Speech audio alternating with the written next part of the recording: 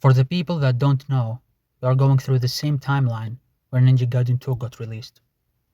And for this occasion, I would like to show my utmost respect and gratitude to these legends here.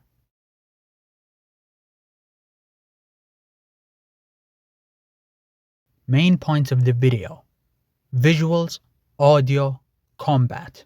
Have you heard about this term eye candy in these retro games?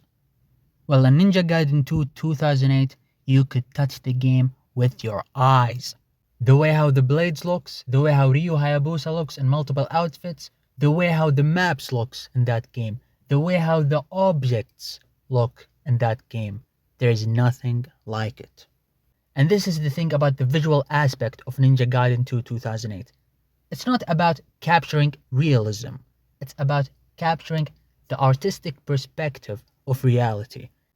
The camera in Ninja Gaiden 2 2008 captures the intensity of the fights pretty well when you consider the amount of visual detail that game has. I find the camera to be absolutely innovative. When you delimp an enemy, then the camera zooms in to make the battle more intense, and you could feel the enemy panicking and wants to destroy you or die. Is absolutely, there's nothing like it. Nothing. You could customize the visuals. This is a Ninja Gaiden 2 2008 exclusive. It is the only Ninja Gaiden game where this feature works properly. Ninja Gaiden 2 2008 is the final boss in sound mixing, meaning you will hear every sound that has been put in this game. Everyone who worked at the sound design of Ninja Gaiden 2 2008 got their work showcased properly. This is, you don't know how rare that is, man. I'm telling you, this game is it. In other video games, the soundtrack gets eaten to some extent, meaning the video game won't play the specific soundtrack to its maximum quality. That's why you see the artist of the specific video game soundtrack do a private or a solo release on Spotify or other platforms out there. That's why they do their own releases. And Ninja Gaiden 2 2008, the soundtrack, the quality of the soundtrack is on point.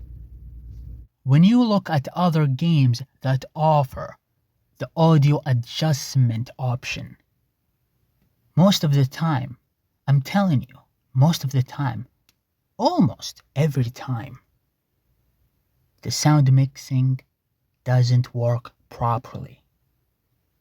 You either leave it at default or you just shut the music down.